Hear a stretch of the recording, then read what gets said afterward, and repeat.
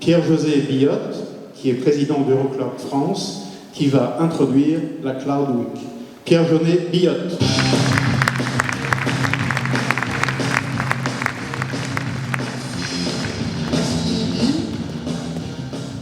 Merci Guy d'avoir présenté cet après-midi. Alors, en tout premier lieu, il se trouve que je suis le président d'Eurocloud France, il se trouve également que je suis le président du comité de pilotage qui organise la Cloud Week Paris. Alors, je vous souhaite d'abord la bienvenue à tous et à toutes ici à la Maison de la Chine aujourd'hui pour déclarer officiellement la deuxième Cloud Week Paris 2016 ouverte. Alors, en premier lieu, je vais quand même rappeler un élément qui paraît important, c'est que la Cloud Week Paris est un événement novateur, au sens où on a cassé un peu les codes, on a parlé de disruption tout à l'heure, mais Eurocloud aussi casse les codes, et on a introduit l'année dernière le premier événement de Cloud Week Paris, en inventant un agrégateur d'événements. Donc la Cloud Week Paris, c'est un événement qui agrège des événements. C'est un agrégateur d'événements qui réunit tout au long de la semaine qui va se dérouler 32 conférences tout au long de la semaine, dans des lieux extrêmement différents, et organisées par des acteurs extrêmement différents les uns des autres. Ça, c'est une originalité très très forte et qui est fédérée sous le nom de la Cloud Week Paris du site internet cloudweek.fr. Et qui permet aujourd'hui de positionner cette semaine d'événements au travers du numérique et du cloud computing comme un des tout premiers événements IT en France dans le domaine B2B. Voilà. Et ça, en l'espace de 2 ans, ça montre que quand on veut innover, y compris dans des domaines plus classiques que sont les conférences, on arrive à faire des choses relativement ambitieuses et conséquentes. Alors, l'indicateur qu'on peut retenir sur le positionnement de la Cloud Week Paris quant à non pas seulement le nombre d'événements qu'on agrège, mais aussi les gens qui sont inscrits sur la Cloud Week Paris. On estime cette année qu'il y aura sans doute plus de 40% de plus d'inscrits cette année, participants cette année par rapport à l'année passée. Alors, ceci étant dit, un événement comme celui-là, c'est un événement d'événements, et il ne peut pas se faire si une seule organisation, fût-elle innovante et on va dire importante, sans évidemment tout l'écosystème de partenaires qui participent à la Cloud Week Paris, qui font la Cloud Week Paris. Alors, c'est toujours un peu, ça peut paraître toujours bateau, mais la réalité, c'est qu'un événement comme celui-là, s'il n'a pas l'écosystème de partenaires, eh bien, il n'existe tout simplement pas. Eurocloud France n'aurait pas pu le faire tout seul. Voilà. Alors, dans les remerciements, je veux en particulier, alors vous avez la liste de tous les partenaires qui sont aujourd'hui associés à la Cloud Week Paris. Ils sont très très nombreux, donc je ne vais pas les lister les uns après les autres. Je vais faire 2 mentions spéciales. La première mention spéciale est consacrée au comité de pilotage de la Cloud Week Paris, ce sont des administrateurs d'Eurocloud France, qui toutes les semaines ont fait des réunions pour organiser la Cloud Week Paris pendant 6 mois. C'est un travail assez considérable de professionnels qui font ça en plus de leur temps professionnel. Alors je vais les remercier un par un, parce que franchement ils ont fait un travail formidable, en les citant. Donc dans le comité de pilotage se trouvait Francis Veil, donc directeur général de la société Connectis, Alban Schmutz de la société OVH, Christian Contat, représentant IBM France, Karim Frascaccia, représentant la société Link by Net, donc Alexandre Steiner, représentant la société CSI, Maya Dan, qui ne représente pas de société en particulier, mais qui entre autres s'occupe du programme des trophées, et Olivier Tanu, qui est donc le fondateur du cabinet de droit Tanu et Associés. Voilà, ça c'est évidemment les personnes sans lesquelles on n'aurait pas pu monter la Cloud Week Paris.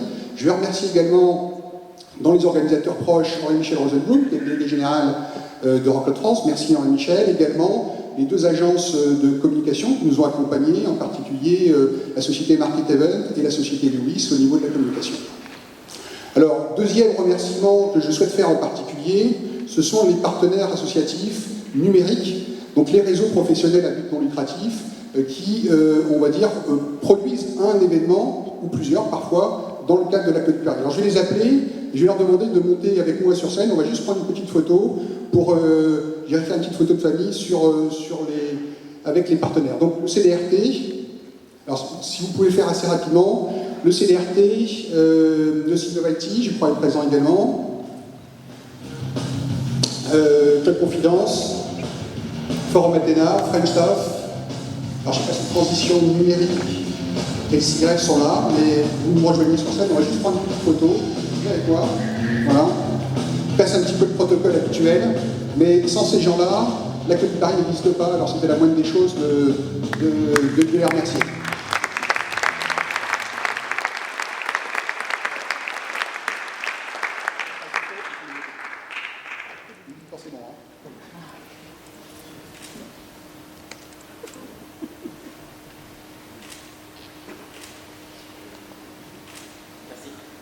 Merci à tous.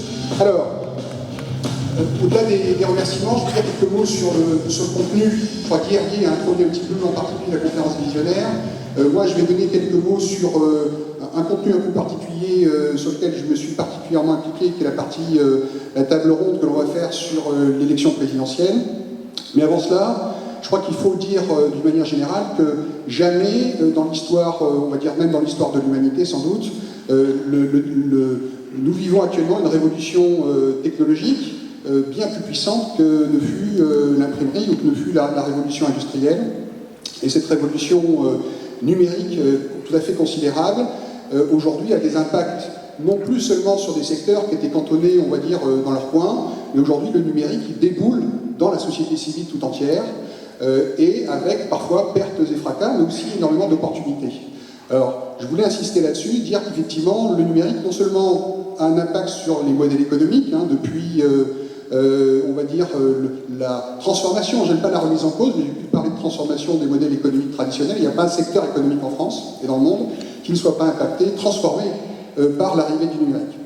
Alors ça, c'est vrai dans le domaine de l'automobile, c'est vrai dans le domaine des taxis, ça a fait l'actualité, c'est vrai aussi dans l'Internet des objets.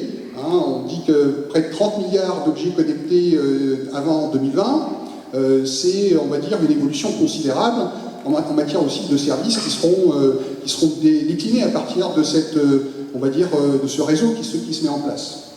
Mais non seulement les modèles économiques sont touchés, mais aussi la vie privée est impactée de manière sans doute beaucoup plus importante qu'elle ne fut jamais. Enfin, la souveraineté des États eux-mêmes aujourd'hui, je veux dire, c'est presque hier. Aujourd'hui, les objets connectés, j'en ai parlé, 30 milliards avant 2020. Dans votre environnement, 5 à 7 objets connectés autour de vous. Donc vous serez entouré, si je puis dire, d'objets connectés. Les objets connectés, peut-être même vous les embarquerez avec vous, peut-être même ils seront intégrés dans votre organisme demain, peut-être même seront-ils intégrés ou connectés aux nanotechnologies qui travailleront au sein de votre organisme. Mais ça ne s'arrête pas là. Évidemment, les drones, qui vont venir occuper l'espace aérien au-dessus dans lequel on vit. Il y a des satellites, mais également, on peut aller même plus loin, l'exploration spatiale. Demain, on voit de plus en plus de connexions entre le numérique, la technologie et l'exploration spatiale. Et moi, je voulais vous donner un exemple de service assez extraordinaire. Je ne sais pas s'il sera fait un jour, mais vous savez qu'en ce moment, dans le domaine spatial, Mars occupe beaucoup l'intérêt des différentes organisations dans le monde et des projets privés. Et il y a un des projets de colonisation de Mars qui s'appelle Mars One, qui a été lancé par un Hollandais. Et en soi, l'initiative est intéressante, mais ce qui est très très original, par exemple, c'est qu'il prévoit ou qu'il prévoyait de financer son projet Mars One en proposant de la télé-réalité sur la colonie martienne. C'est-à-dire qu'il avait prévu de mettre 7 ou 8 ou 9 personnes dans une petite mini-colonie sur Mars. C'est un projet qui est en cours, donc c'est pas une élucubration, on va dire, d'un savant fou. C'est un projet relativement sérieux, même s'il a pu être contesté sur certains aspects. Mais le modèle de financement, c'est de dire les 7 ou 8 colons qui seront dans leur petite station spatiale sur Mars, on mettra des caméras pour filmer au quotidien leur activité, comme on fait ça avec le Loft, comme on avait fait ça avec le Loft à la télévision française, et c'est avec les droits de télévision qu'on financera le projet de colonisation.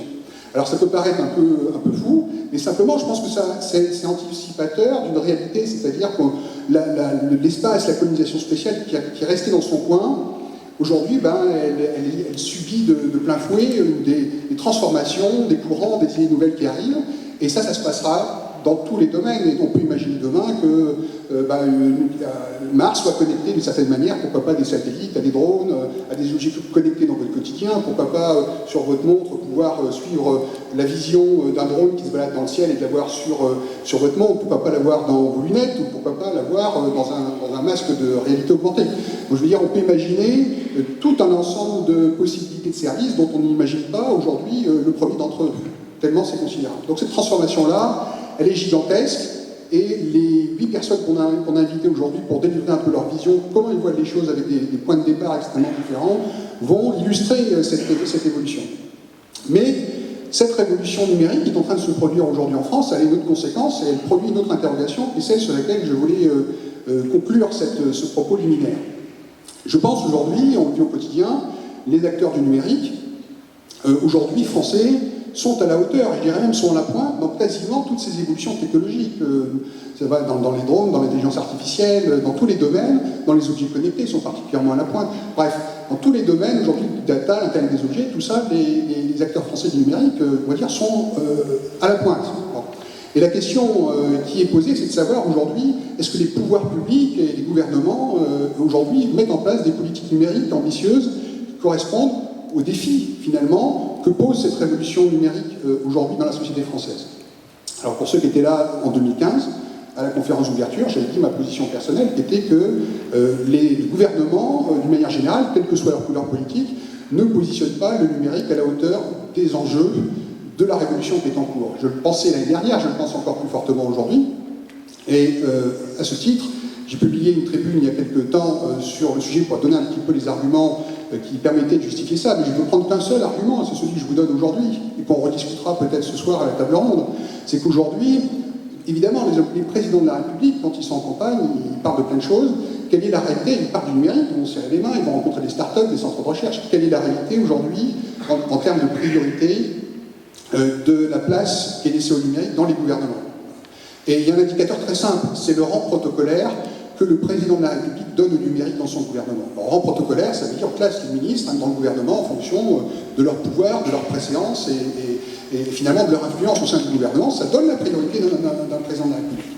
Aujourd'hui, le numérique, mais c'était vrai aussi hier, le rang prioritaire du numérique, c'est le dernier rang, c'est-à-dire un secrétaire d'État. Secrétaire d'État n'a pas sa place au Conseil des ministres tous les mercredis pour discuter. C'est-à-dire que le numérique aujourd'hui n'est pas invité au Conseil des ministres toutes les semaines, il n'est invité que lorsqu'on fait une loi numérique ou un programme numérique. Voilà. Et quand on dit ça, on a tout dit. On a dit qu'en fait, au-delà du discours, les présidents qui donnent leur vision et la ligne directrice en termes de numérique, aujourd'hui considèrent dans la réalité, pas dans les mots, mais comme le dernier rang, finalement, de leurs préoccupations en matière de politique. Voilà. Donc une fois qu'on a dit ça, je dirais, et ça, quelle que soit la couleur politique, c'est vrai quand c'est un président de droite, quand c'est un président de gauche. Voilà. Et donc ça, si vous voulez, en termes de... Alors j'ai un très bon exemple, une très bonne analogie, je crois que c'est Francis qui l'avait donné, je crois qu'il l'a donné sur BFM récemment. Je veux dire, donner un secrétaire d'État dans un gouvernement au numérique, et qu'il ne soit pas invité au Conseil des ministres, c'est comme un DSI d'une grande entreprise qui ne serait pas invité au comité de direction. C'est aussi stupide que ça. Voilà. La réalité, c'est ça. Ça veut dire qu'évidemment, c'est inimaginable dans le monde de l'entreprise. C'est assez imaginable dans le monde, dans le domaine public.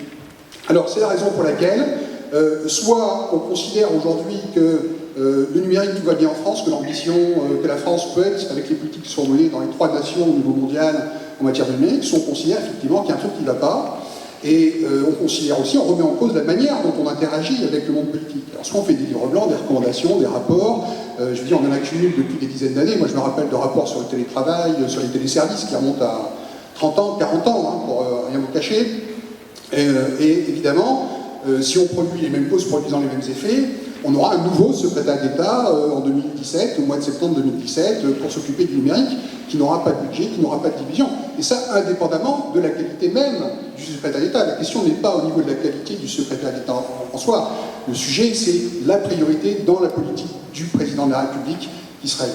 Et donc, on a considéré au niveau d'Euroclub France, on l'avait fait en lançant Euroclub il y a 6 ans, en disant on va casser les codes, on va dire dans le domaine des réseaux professionnels, en créant une organisation présente dans 20 pays européens qui travaillent sous la même marque.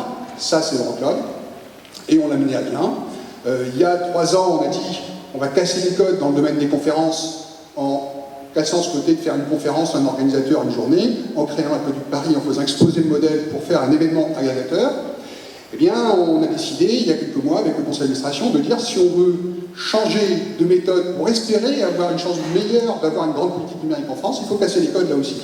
Et on a dit, il faut présenter, puisque ces hommes politiques, les présidents de la République ou les candidats, aujourd'hui, quelle que soit leur couleur, n'ont pas le numérique dans leur priorité, eh bien, nous, on va présenter un candidat numérique à l'élection présidentielle 2017.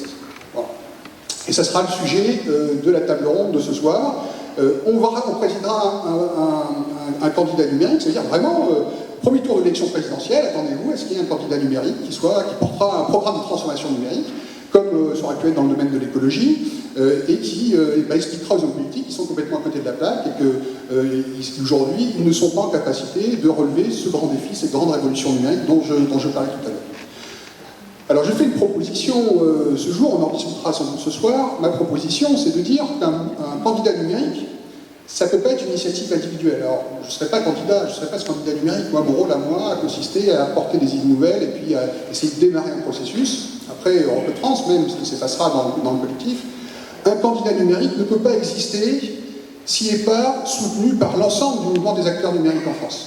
Voilà. Donc ça veut dire qu'il faut que ce soit un mouvement collectif de société civile, voilà, qui porte une candidature numérique à l'élection présidentielle. Voilà. Europe France est évidemment prêt à soutenir ce type d'initiative. Mais il faut que ce soit un mouvement collectif. S'il n'y a pas de mouvement collectif, ça ne sert à rien. Si c'est des initiatives individuelles, ça ne sert à rien.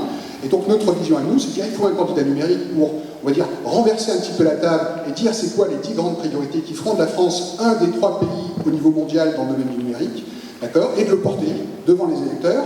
Voilà. Mais ça se fera que s'il y a un mouvement collectif qui est fait. Donc en sortie de la Commune de Paris, demain ou dans les prochains jours, eh bien, j'adresserai un courrier à l'ensemble des acteurs du numérique en France, au moins des associations professionnelles qui représentent le numérique, et qui sont cette société civile des acteurs du numérique, pour leur dire, mettons-nous autour de la table, faisons un collectif candidat numérique indépendant des partis, et ce collectif-là pilotera le projet de présentation d'un candidat, c'est-à-dire décidera quels sont les 10 points clés pour faire l'ambition numérique de la France, définira l'organisation pour porter ce candidat, et puis définira également qui sera le candidat qui sera choisi.